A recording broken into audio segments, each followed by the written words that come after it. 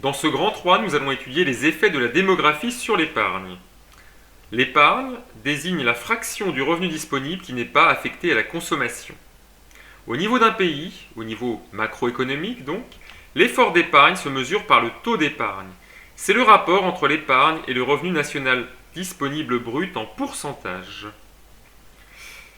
En Europe, les taux d'épargne des ménages varient énormément. En 2013, par exemple, il pouvait varier entre 6% seulement au Royaume-Uni et 18%, c'est le maximum, en Suède. La moyenne dans l'Union européenne étant de 11%. De même, les évolutions de ces taux d'épargne sont très contrastées depuis 20 ans. Nous allons examiner ici la théorie du cycle de vie. Elle a été formulée en 1954 par l'économiste américain Franco Modigliani et elle vise à expliquer les différences d'épargne en les reliant aux variables démographiques. Elle part d'une vision microéconomique. L'épargne dépend de l'âge de l'individu. Celui-ci va adopter un comportement différent selon les différents âges de sa vie. En effet, son objectif est de maintenir constante sa consommation tout au long de sa vie alors que ses revenus varient. Quand il est jeune, ça correspond à la phase A du graphique, sa consommation est supérieure à son revenu.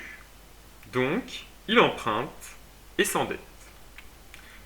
Durant sa vie active, phase B, il va rembourser, puis augmenter son épargne pour accumuler un patrimoine dans le but de le consommer durant sa retraite. Enfin, à l'âge de la retraite, phase C, la consommation redevient supérieure au revenu. Dans ce cas, l'agent économique va désépargner suite à la perte de ses revenus. En fait, sa consommation est financée par son épargne antérieure. On dit qu'il liquide son patrimoine.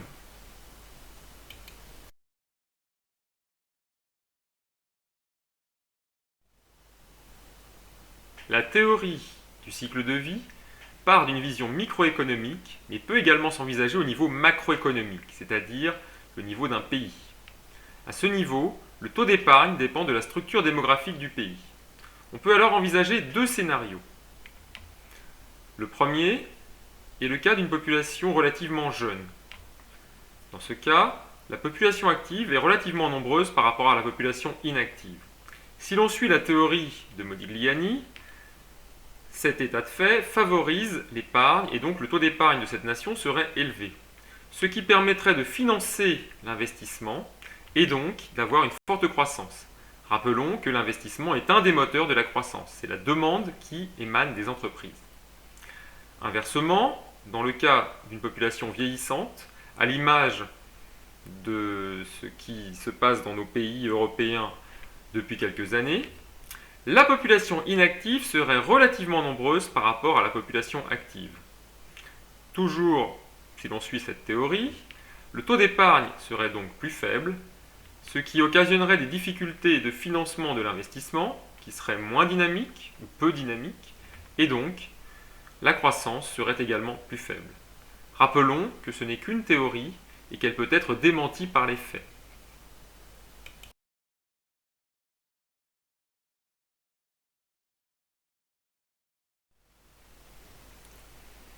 Nous allons examiner maintenant les limites de la théorie du cycle de vie. Tout d'abord, les faits observés ne valident pas nettement le modèle du cycle de vie. Par exemple, pour la France, le taux d'épargne des seniors reste très supérieur à la moyenne des autres catégories d'âge, contrairement à ce que prédisait la théorie. En effet, en France en 2003, les personnes de plus de 70 ans avaient le taux d'épargne le plus élevé de la population, avec 26%, contre 17% pour celles âgées de 40 à 49 ans. La position dans le cycle de vie ne suffit donc pas à expliquer les comportements d'épargne. Il y a d'autres facteurs explicatifs.